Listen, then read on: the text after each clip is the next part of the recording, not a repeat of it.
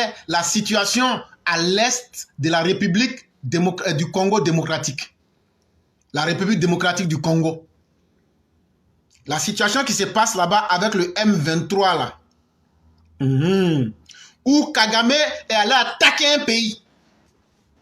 Mais ce n'est pas Kagame.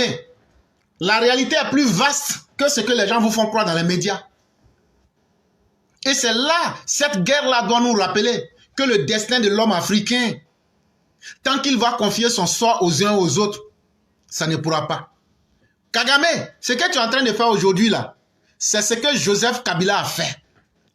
Mais quand ils n'ont plus eu besoin de lui là, on lui a collé l'étiquette dictateur. Ils ont menacé la France. Et après, on a vu Nelson Mandela les inviter avec le père Kabila pour essayer de faire un jeu. Mais demain, là, ça sera ton tour. Kabila, pardon, Paul Kagame, demain, là, tu peux faire 1000 ans au pouvoir, mais tu as déjà fait plus de 25 ans. Mais demain, ça sera ton tour. Les Ougandais, avec tout ce que tu as pris aujourd'hui pour encercler le Congo, là,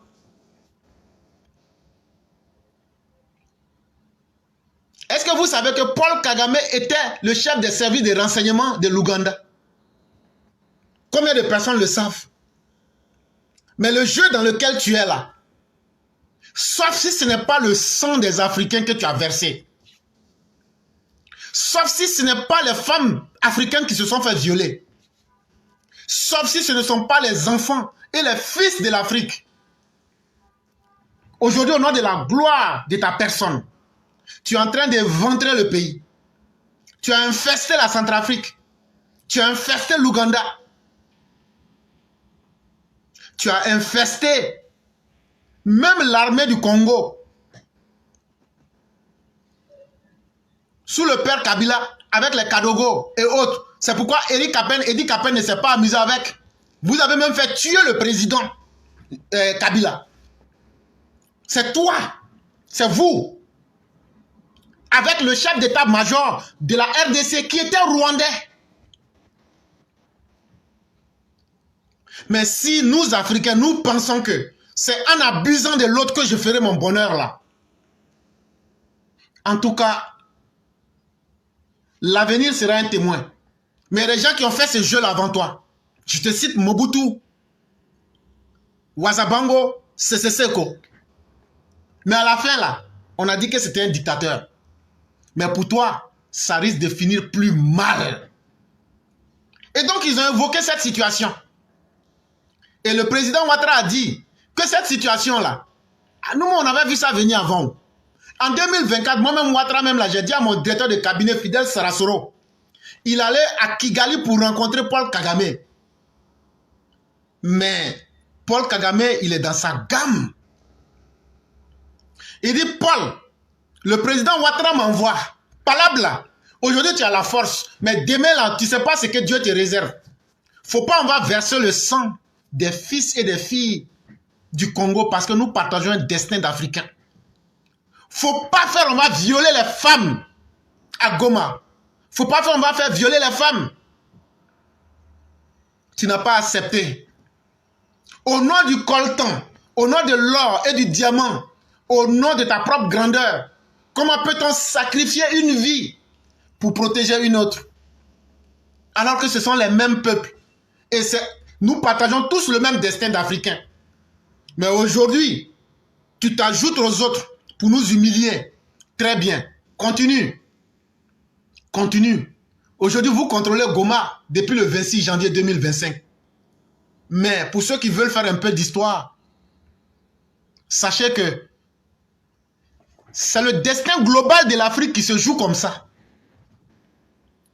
Si nous ne prenons pas notre destin en main, chers Africains, c'est comme ça que nous allons finir tous.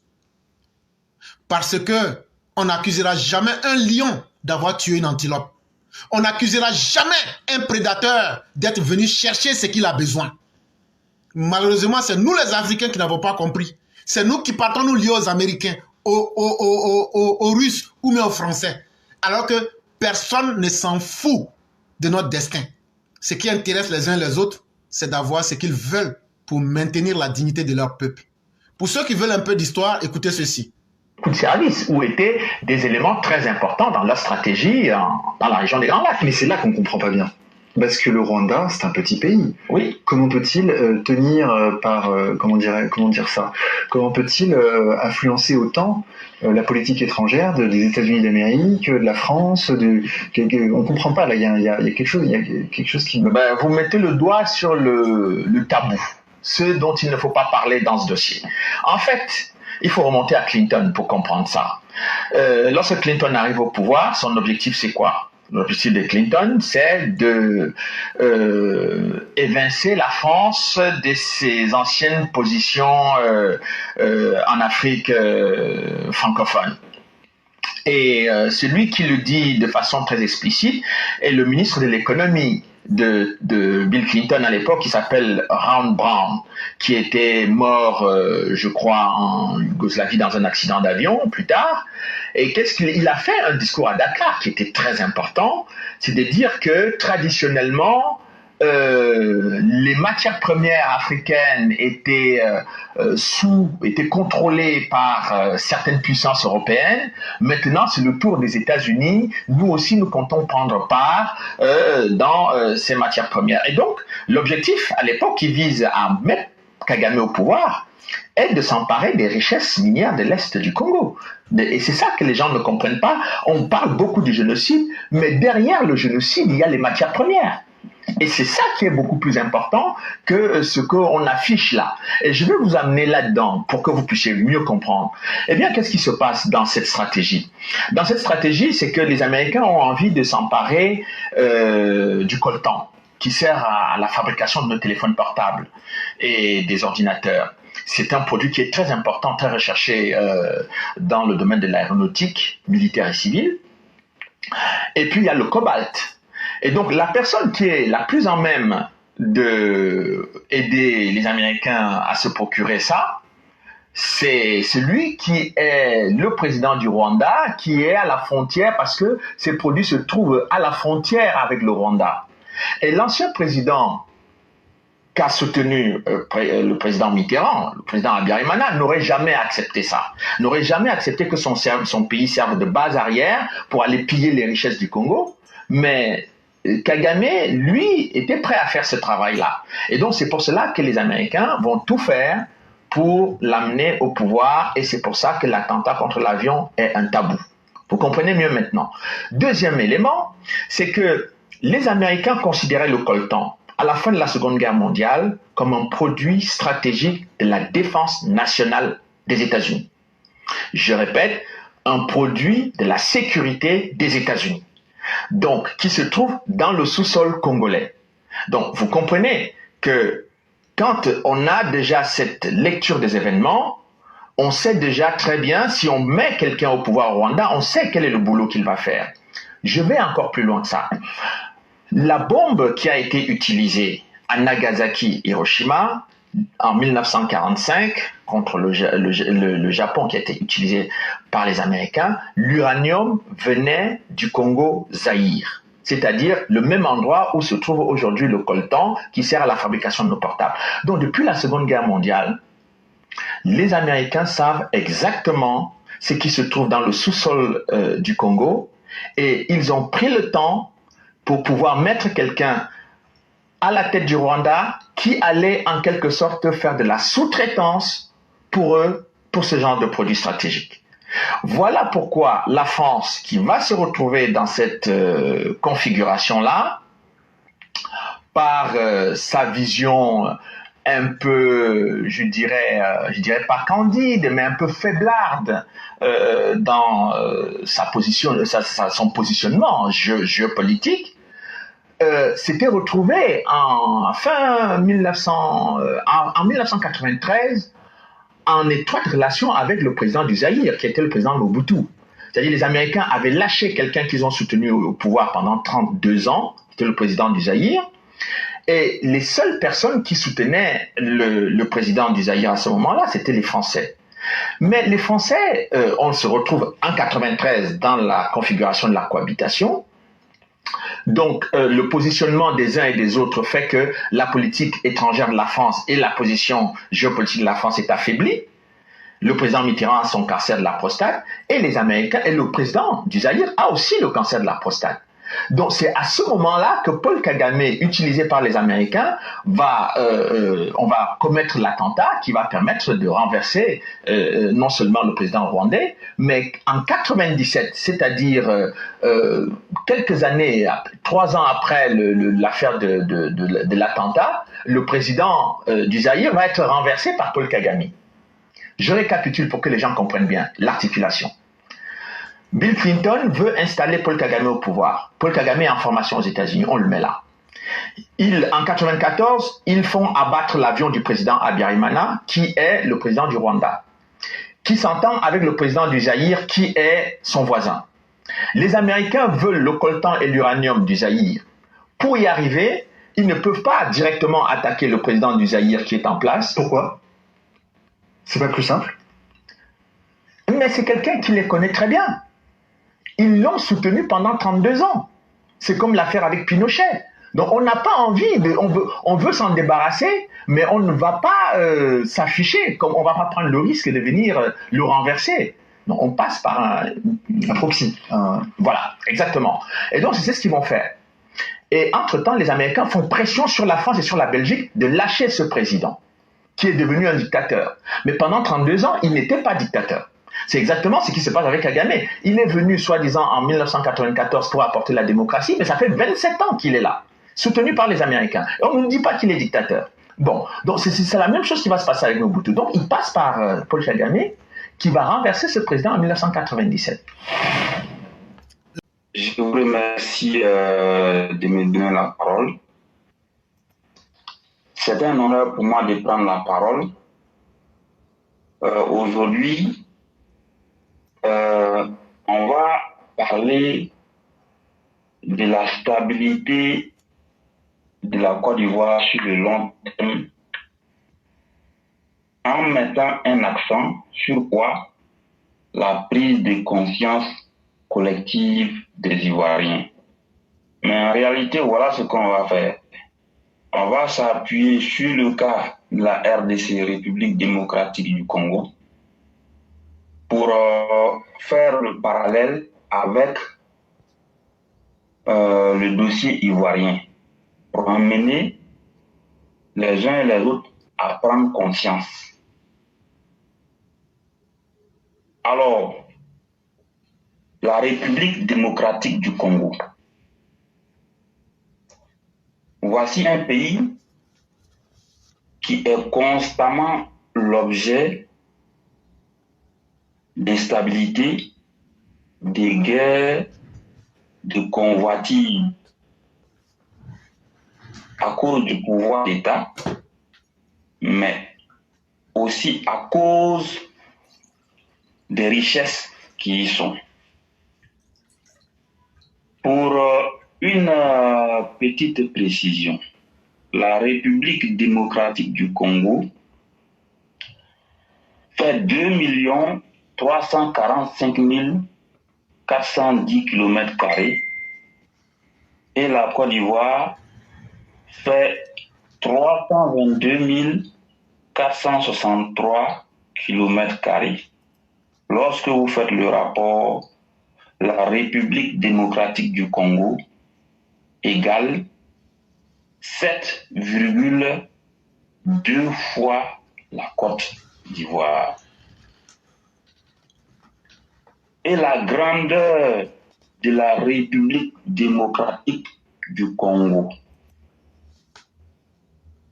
montre effectivement la grandeur de Dieu, comme on le dit souvent, à cause des richesses naturelles qui y sont. C'est un pays qui est extrêmement grand, extrêmement riche en sous-sol. Vous prenez la végétation, vous prenez le climat, vous prenez les cours d'eau, les richesses naturelles, l'or, le pétrole, le coltan, le cobalt, l'uranium, tout ce que vous voulez. Vous le retrouvez très facilement en République démocratique du Congo. Alors, lorsque on répète ceci, c'est bien pour vous permettre de comprendre quelque chose. Et la République démocratique du Congo que vous voyez, ce pays-là, il fait frontière avec l'Angola, le Congo-Brazzaville, la République centrafricaine, le Soudan, l'Ouganda, le Rwanda, le Burundi, la Tanzanie et la Zambie. Alors, lorsque vous comptez, ça fait bien 9 pays bien comptés avec lesquels la République démocratique du Congo fait frontière.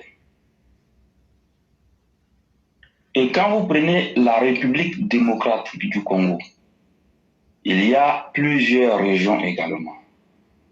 Il y a le Bas-Congo, avec pour capitale Kinshasa et une autre ville secondaire, Matadi, qui comment on appelle même, si je veux dire, qui se rabat sur l'eau, ou bien qui a des ouvertures sur la mer. La région du Bas-Congo a des ouvertures sur la mer, donc il y a le port là. Après, vous prenez, il y a la région de Bandundu, dont la capitale aussi c'est Bandundu. Il y a l'Équateur, dont la capitale est le Mbandaka. Il y a le Haut-Congo, dont la capitale est Kisangani. Il y a le Kasaï oriental, dont la capitale est Mbuji-Mayi. Il y a le Kasaï occidental, dont la capitale est Kananga. Il y a le Maniema, dont la capitale est Kindu. Il y a le Katanga, dont la capitale est Lubumbashi. Il y a le Nord Kivu, dont la capitale est Goma. Et enfin, il y a le Sud Kivu, dont la capitale est Bukavu. Tout ce qu'on est en train de vous dire, c'est pour aboutir à quoi au juste? Nous allons en venir. Et toutes ces régions que vous voyez sont extrêmement riches. Chaque région a sa particularité en termes de richesse. Chaque région a sa particularité en termes de richesse. Et vous remarquez bien, les pays qui font aux frontières avec la RDC Congo, prenons l'Angola, l'Ouganda, le Rwanda, le Burundi plutôt, le Rwanda, le Burundi. Et chaque fois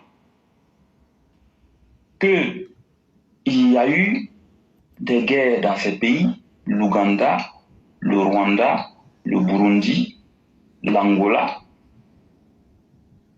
tous ceux qui étaient en train de faire palabre dans ces pays pour la conquête du pouvoir ont toujours eu pour base arrière la République démocratique du Congo. Vous prenez Jonas Savimbi de l'Angola, sa base arrière c'était la République démocratique du Congo. L'Ouganda, pareil. Le Rwanda, le Burundi, pareil. À titre de rappel, l'Ouganda, le Rwanda, le Burundi, ils font frontière avec les deux régions que vous connaissez, le Nord Kivu et le Sud Kivu. Et le Congo a toujours servi de base arrière. Chaque fois que les gens ont voulu faire palabre dans ces pays, ils viennent se servir du Congo pour leur cachet magique. Et après, ils vont faire ce qu'ils veulent dans ces pays-là en question. Et avec les luttes acharnées pour la conquête du pouvoir, vous avez le premier président, Joseph Kasavubu, qui était président du 30 juin 1960 au 24 novembre 1965. Lui, il a été président en cette période, mais il faut rappeler ce qu'il faut rappeler. Dans cette période des indépendances, il y avait Patrice Emery Lumumba avec Moïse Tshombe qui se sont livrés la guerre sans merci pour la conquête du pouvoir. Et il s'est dit que quand les Belges ont pris Patrice Emery Lumumba, c'est à Moïse Tshombe qu'ils l'ont remis, lui les Katangais, et il l'a exécuté, il l'a torturé, c'est ce qui s'est dit. Mais il faut comprendre quoi? Aux premières heures des indépendances, Moïse Tshombe, qui est originaire du Katanga, il a voulu faire une sécession. Il a voulu, à cause des richesses qui se trouvent dans le Katanga, dont la capitale est Lubumbashi, il a voulu créer un État. Donc, les choses ne se sont pas bien passées pour lui. Il a dû fuir pour se retrouver en exil et vers la fin, beaucoup le savent, il est mort en prison en Algérie, Moïse Tshombe. Joseph Kasavubu qui prend le pouvoir du 30 juin 1960 au 24 novembre 1965 et plus tard, qu'est-ce qui va se passer? Il est renversé militairement par Joseph Désiré Mobutu le 25 novembre 1965, qui lui va se donner le nom de Mobutu Sese Seko Kukubendu Wazabanga. Voilà le nom qu'il va se donner. Et lorsque Mobutu Sese Seko Kukubendu Wazabanga, à l'état civil, Joseph Désiré Mobutu, il prend le pouvoir, il va l'exercer avec la force. Il faut préciser que dans ce temps-là, le Congo se faisait appeler le Zaïre. Et après, dans les années, c'est lorsque l'autre va venir au pouvoir là. Parce que la République du Zaïre, ça c'était sous Mobutu de 1971 jusqu'à 1997. Voilà, mais il faut préciser qu'il y a eu une première république, ça c'était la première république, a vu les présidents Joseph Kasavubu et puis Joseph Désiré Mobutu. Maintenant la deuxième république, il faut préciser que c'était le nom de République démocratique du Congo sous l'ère Joseph Désiré Mobutu du 1er juillet 1966 jusqu'au 27 octobre 1971. Puis après, il va organiser des élections en 1970. Et il y a la République du Zaïre qui est là, c'est le même pays, hein, du 27 octobre 1971 jusqu'au 16 mai 1997. Et lorsque Laurent Désiré Kabila le renverse, il va ramener le nom de République démocratique du Congo. Et son premier gouvernement date du 17 mai 1997. Mais comment Laurent Désiré Kabila prend le pouvoir? Ça, il faut qu'on vous explique. Laurent Désiré Kabila, qu'est-ce qu'il va faire? Il va se servir dans sa conquête du pouvoir des génocidaires rwandais, des soldats rwandais, des militaires, si vous voulez, des soldats ougandais et burundais. Laurent Désiré Kabila, tellement il était un assoiffé de pouvoir, il allait chercher dans ces pays-là, Ouganda, Rwanda, Burundi. Et il a pris les armes, il a combattu sur plusieurs années. Mobutu, Sese Seko Kuku Bendo Wazabanga. Il a combattu sur plusieurs années. Mais souvenez-vous, à partir de 1994, il y a le génocide rwandais. Tous ces gens de Paul Kagame qui étaient en train de combattre le président rwandais Juvénile Habyarimana, où ils prenaient leur base arrière, c'était bel et bien à Goma, dans le nord Kivu, au Congo. C'est là-bas qu'ils se cachaient toujours pour venir combattre Juvénile Habyarimana. Et en 1994, vous avez bien vu que l'avion de Juvénile Habyarimana au Rwanda a été abattu et le génocide a éclaté. Il y a eu des milliers de morts. Paul Kagame et son mouvement, ils ont pris le pouvoir. Donc, Laurent Désiré Kabila, qui lui est allé chercher un peu partout dans ces pays pour venir combattre Mobutu, Sese Seko Kuku Bendo Wazabanga. Lorsque Laurent Désiré prend le pouvoir le 17 mai 1997, comprenez que il a pris le pouvoir, il est content, mais en réalité les Ougandais, Rwandais, Burundais, qu'il est parti chercher pour renverser Mobutu Sese Seko Kuku Wazabanga, quelle allait être la contrepartie? Parce qu'ils n'allaient pas se lever comme ça pour venir combattre, l'installer au pouvoir et puis ça allait finir.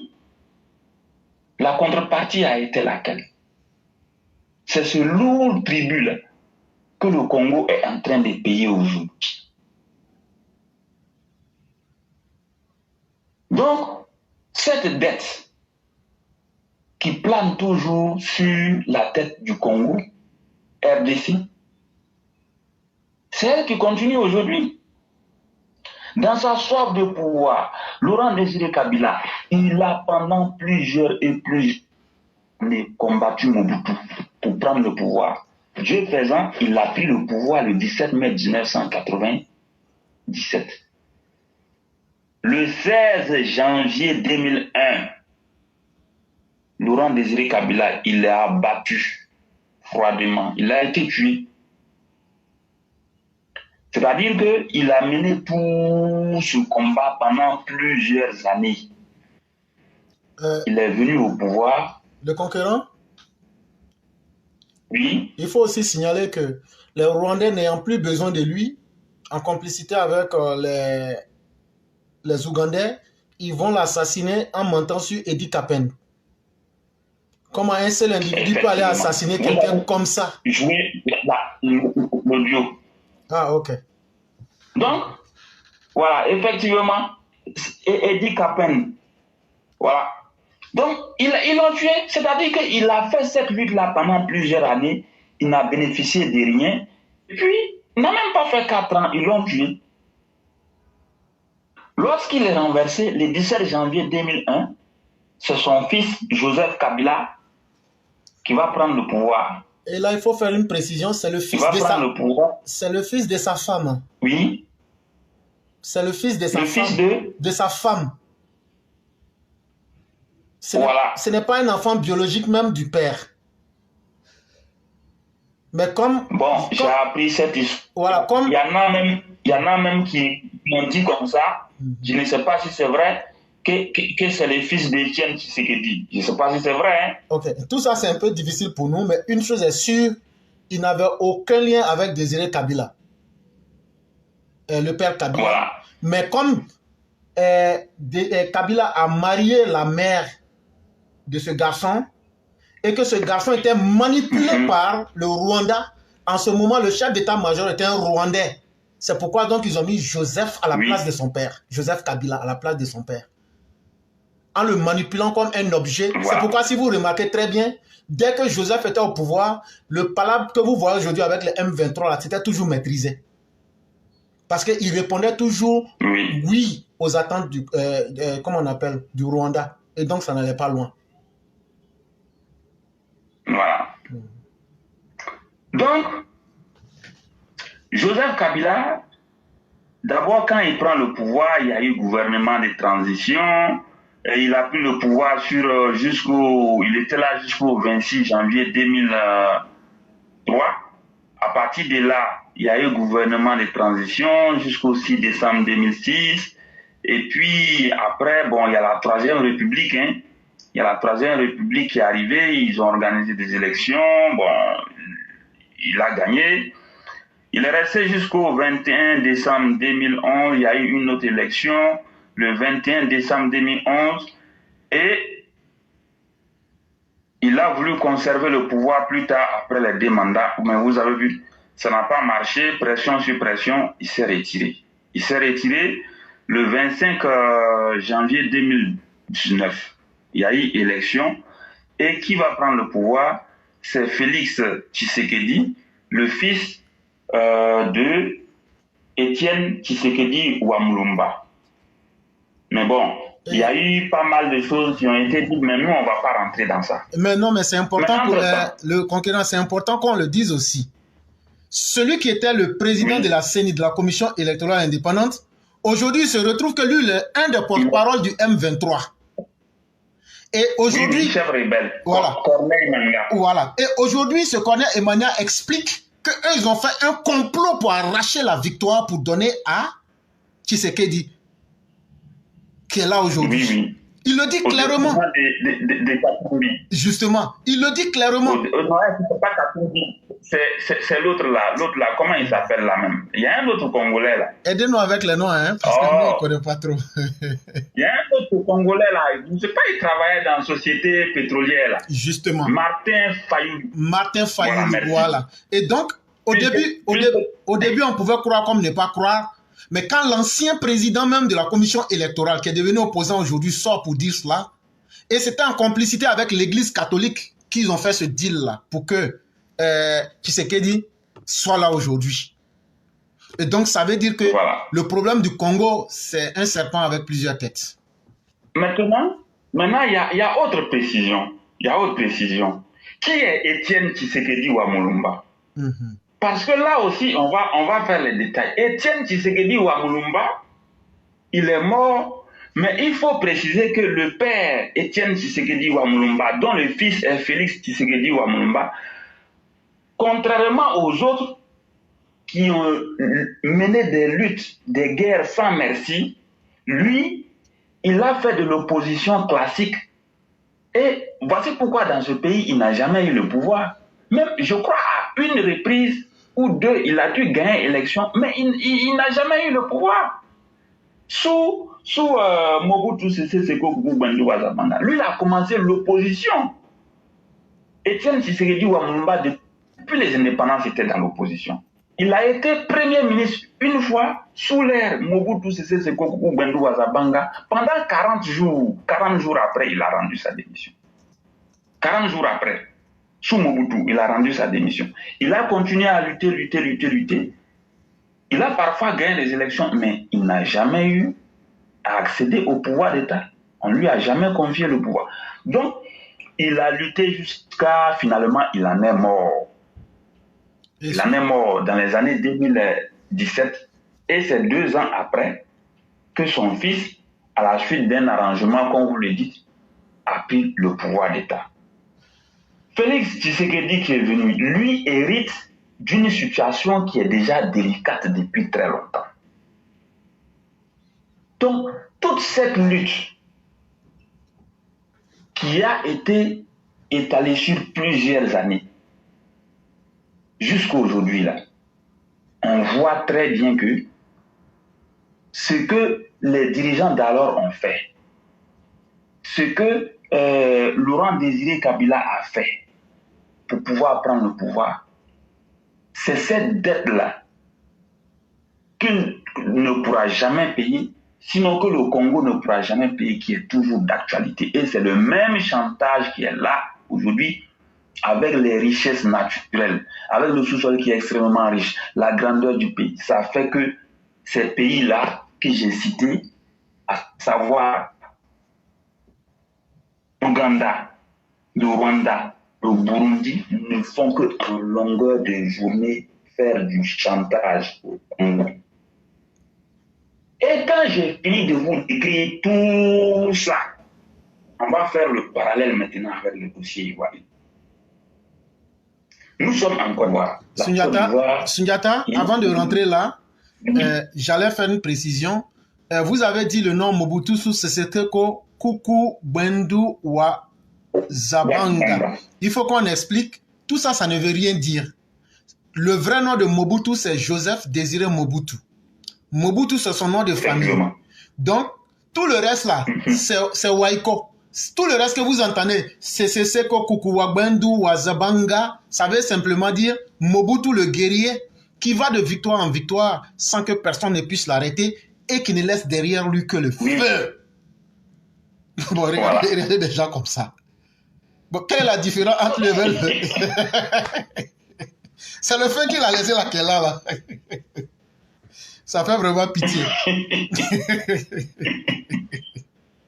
Voilà. Donc, on va faire le parallèle avec le dossier ivoirien. La Côte d'Ivoire, qui est extrêmement riche, qui a ouvert les bras, qui a donné gîte et couvert à la fois aux Maliens, aux Burkinabés, aux Nigériens. Vous voyez aujourd'hui qu'est-ce qui se passe.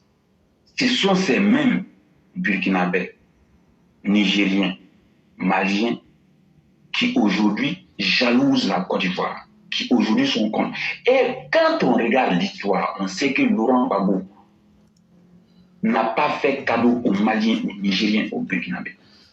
Et précisons que c'est à cause de la lutte du RDR qu'aujourd'hui ces Maliens, Burkinabés et Nigériens ont même la libre circulation, la liberté en Côte d'Ivoire. Mais curieusement, après tout ça, vous voyez que la reconnaissance n'y est pas. Et chose pire, on a quelqu'un qui s'appelle Guillaume Soro, qui est allé s'asseoir dans ces États, l'AES, qui est en train de recruter des djihadistes, des mercenaires, des soldats nigériens, maliens, burkinabés, Sundiata, pour venir assiéger la voie. Oui. Si tu veux bien faire le parallèle pour que les gens comprennent bien, il faut leur expliquer par exemple que Laurent Désiré Kabila, qui s'est fait l'homme de l'Ouganda, l'homme du Rwanda, et même souvent même en Centrafrique avec celui qui était le chef de guerre là, pour pouvoir percer pour venir contre Mobutu, il faut faire le parallèle. Aujourd'hui, Soro Guillaume joue le même rôle que Laurent Désiré Kabila. Ça veut dire qu'il vend le pays aux autres pays de l'extérieur pour qu'ils attaquent le pays ensemble. Et demain, même quand lui ne sera plus là, quand il sera battu comme Laurent Désiré Kabila, le même problème va toujours continuer. Et ça, il faut qu'on signale ça aux Ivoiriens. Voilà. Donc, j'allais en venir. Donc, aujourd'hui où nous sommes là, Guillaume, il est parti signer des pactes avec le Mali, le Burkina, le Niger. Quel est le contenu de ces pactes? Quand il dit aux Maliens, Burkinabés, Nigériens qui vont venir combattre en Côte d'Ivoire, faites-vous payer sur le terrain, ça veut tout dire. Donc, le même rôle que Laurent Désiré Kabila a joué en Afrique centrale avec l'Ouganda, le Rwanda, le Burundi. C'est ça Guillaume Soro aujourd'hui est en train de jouer avec le Mali, le Burkina, le Niger. Guillaume Soro est allé chercher les mercenaires à l'étranger, au Mali, au Burkina et au Niger, pour venir assiéger la Côte d'Ivoire, pour tuer les Ivoiriens, pour combattre la Côte d'Ivoire, pour piller les ressources des Ivoiriens, pour détruire la Côte d'Ivoire, pour entacher très gravement l'avenir des fils ivoiriens. Voilà ce que Guillaume est parti faire. Ce que Guillaume Soro ne comprend pas, c'est qu'en s'alliant à ces mercenaires et djihadistes qui vont venir attaquer la Côte d'Ivoire, lui peut avoir dans sa petite mémoire qu'ils vont venir l'installer au pouvoir. Mais ces pays-là peuvent avoir un autre plan en tête qui est lequel, lorsque Guillaume va rentrer avec eux au pays, ils vont abattre Guillaume pour installer peut-être même un Malien ou Burkinabé ou Nigérien. Sait-on jamais. Ce qu'on ne souhaite pas d'ailleurs. Ou bien ils peuvent avoir leur plan pour venir installer quelqu'un d'autre. Parce qu'il faut préciser que Laurent Gbagbo, les Katinans, ils sont des mèches avec Guillaume Soro dans ce combat-là. Quand vous voyez les Afin Guessan qui sortent aujourd'hui, les Simone Gbagbo, tous ceux-là, ils sont ensemble. Donc voici la menace réelle qui est sur la Côte d'Ivoire. La Côte d'Ivoire aujourd'hui est persécutée, est l'objet des menaces. La Côte d'Ivoire aujourd'hui, si elle n'y prend garde et que par malheur, ces djihadistes-là arrivent à assiéger la Côte d'Ivoire sera complètement détruite. Nous sommes en train de dire ceci parce que nous ne le souhaitons pas, mais c'est pour emmener les Ivoiriens dans leur ensemble à la prise de conscience collective. Chers Ivoiriens, nous sommes entre nous. On peut faire de la politique, on peut ne pas s'aimer, on peut faire de l'opposition. Mais là où les choses sont en train de partir, on va vous dire clairement, la logique dans laquelle le Burkina Faso, le Niger, le Mali, Guillaume Soro, avec Ibrahim Kakao, Ibé Kakao, Tiani et Assimi Goïta c'est un plan bien ficelé qui consiste à détruire complètement la Côte d'Ivoire et de s'emparer des richesses ivoiriennes. Quel sera le sort des Ivoiriens dans cette histoire? La question elle reste posée. Un pays où nous sommes à 25 à 30% du taux d'étrangers. On remarque que ce sont ces mêmes pays-là qui cherchent à détruire la Côte d'Ivoire, leurs ressortissants sont en Côte d'Ivoire en grand nombre. Donc il y a un réel danger à l'horizon. Et il y a péril en la demeure. Quand on analyse très bien les choses. Donc nous voulons dire quoi? Il est grand temps pour les Ivoiriens dans leur ensemble de prendre conscience. Que vous soyez de l'opposition, que vous soyez du parti au pouvoir, vous devez comprendre que ce projet funeste qui est en train de se préparer contre la Côte d'Ivoire, s'il marche, c'est la disparition totale de la Côte d'Ivoire. La Côte d'Ivoire va disparaître parce que nous aurons affaire à des gangs qui vont s'imposer un peu comme en Haïti, un peu comme en Centrafrique, un peu comme dans le sud Kivu. Ce que nous ne souhaitons pas et ce que nous ne voulons pas. Il est impératif que tous les Ivoiriens, de quelque bord que vous soyez, que vous vous mobilisez comme un seul homme pour défendre la mère patrie. On ne le dira jamais assez. Le malheur, quand il arrive, c'est en ce moment on vient à constater les dégâts. Aujourd'hui, on était en discussion avec quelqu'un, il se plaisait à dire non, laissez Guillaume Soro rentrer, laissez rentrer les opposants, laissez...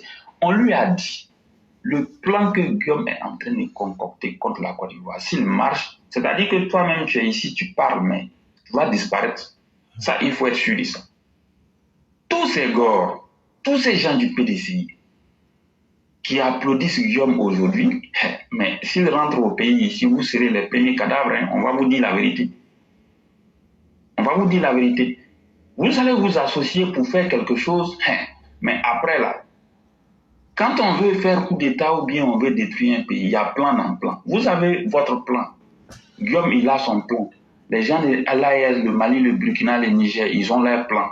Chacun est en train de ruser. Chacun est en train de ruser avec son couteau en arrière, prêt à poignarder l'autre dans le dos avec lequel il va traiter. C'est cela la réalité. Les Ivoiriens, de 2011 à aujourd'hui, ils ont connu une stabilité exemplaire.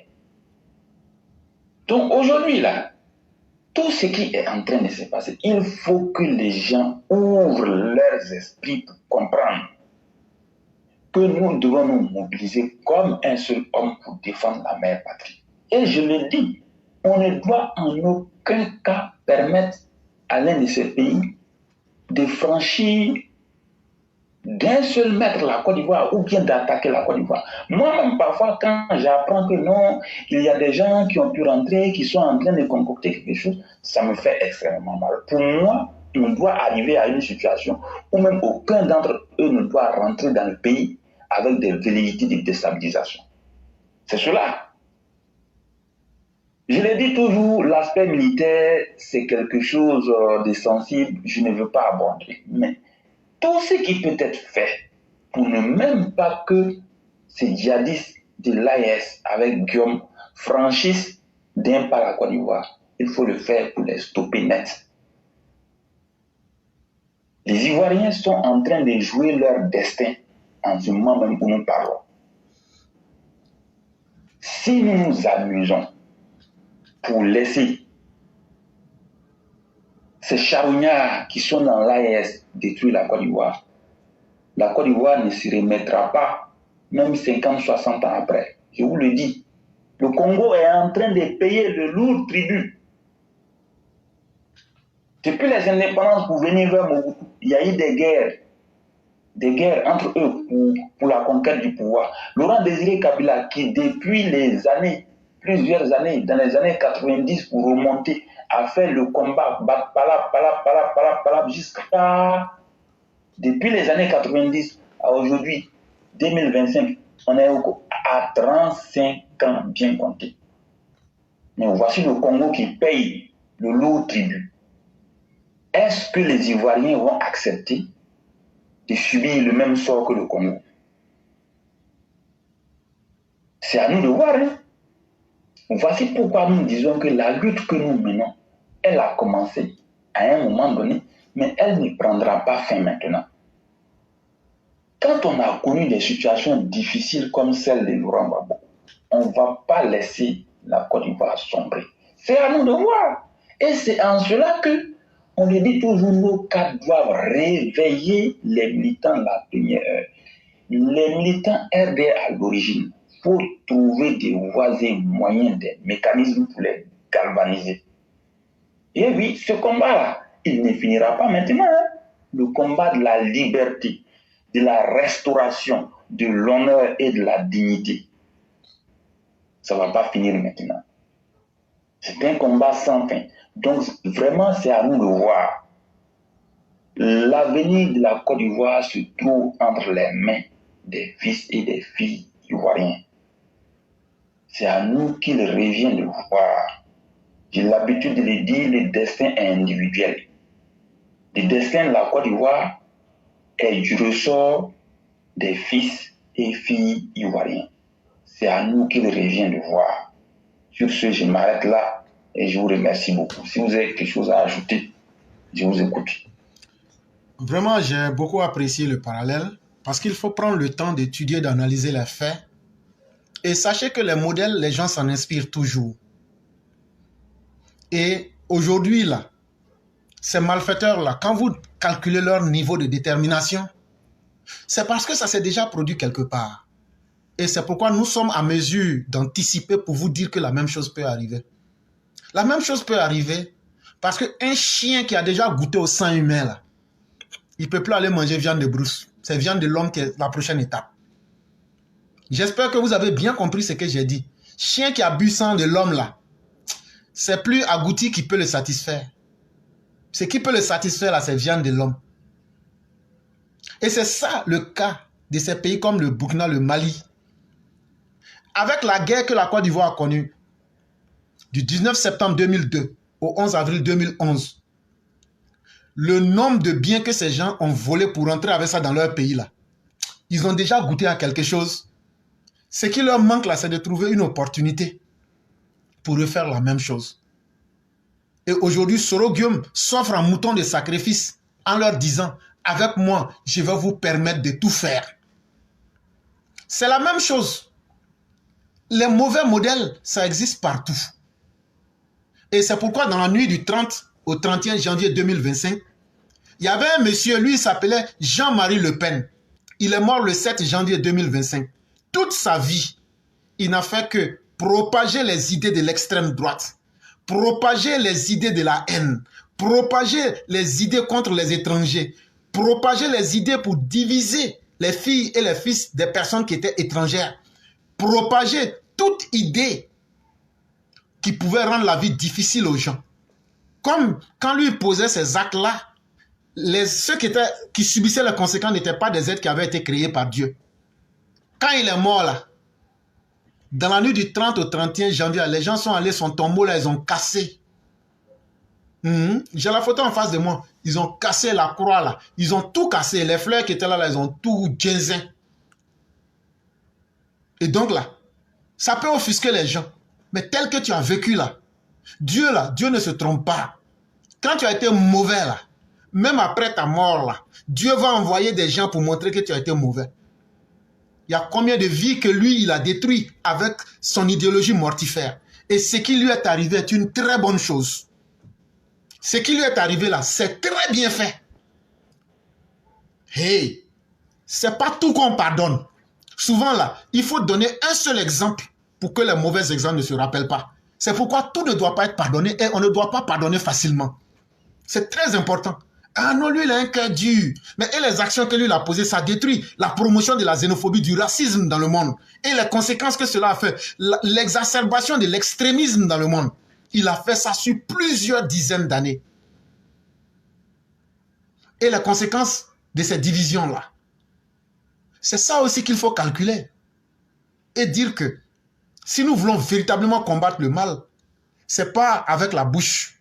C'est pas en disant des jolis mots. Mais c'est en prenant des positions et en posant des actes concrets. Et des actes même qui peuvent choquer. Il a vécu comme un criminel, un malfaiteur. Sa tombe a été profanée et moi je suis très heureux de cela. Et je salue ceux qui ont fait cela et je leur dis merci. Parce que le mal qu'il a fait, si même on pouvait brûler son cadavre encore même pour ajouter dessus, ça a encore une très bonne chose. Donc Sunyata, c'est ce que je voulais ajouter. Vraiment, merci beaucoup. Après, il faut couper cette partie-là en édition spéciale. Là. On va publier ça partout. Ah oui, tu n'as même pas besoin de le dire. Parce que ça, si les Ivoiriens n'ont rien compris dans ce qu'on a dit là, c'est que c'est fini. Mais ceux qui vont comprendre que le combat, l'enjeu est très élevé. Et qu'aujourd'hui, là, quand on dit que le président Ouattara doit être candidat, là, quand le président Ouattara est candidat, là, nous, on n'a jamais eu 5 francs et on ne va jamais prendre de l'argent. Mais au moins, là, notre pays est en paix. Au moins, là, on ne va pas venir tuer nos familles à cause des richesses. Ça, là, ne serait-ce que ça, là. Si les Ivoiriens n'arrivent pas à balancer et à comprendre que leur vie vaut mieux que les petits intérêts du moment, là, c'est leur problème. Chers frères, ne t'inquiète pas, ça sera coupé et ça sera mis pour que les uns et les autres écoutent. Vraiment, merci beaucoup pour ce travail et on espère que ça va servir. Et surtout, s'il y a des partages, ça va aider beaucoup de personnes à bien comprendre la réalité. Vraiment, merci beaucoup. Merci beaucoup. Excellente émission à tout le monde. Je vous souhaite une excellente nuit.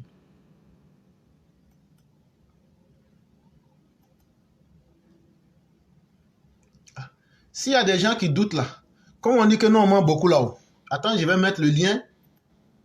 Puisque je vois Mère Fiona en train de se justifier. Mère Fiona, ne vous justifiez pas. Les gens sont dans l'amusement. Mais je vais mettre le lien pour qu'ils puissent lire. Et comme ça, voilà le lien. Je mets une fois. Je vais mettre 3 fois. Là, quand c'est comme ça, quand les gens vont aller lire, le mensonge qu'on a dit là, les gens vont venir ici pour dire c'est faux. C'est celui qui ment là, qui dit des choses et puis il ne peut pas prouver. Voilà le lien là devant vous tous. J'ai mis ça 3 fois. Que les uns et les autres puissent lire pour bien comprendre.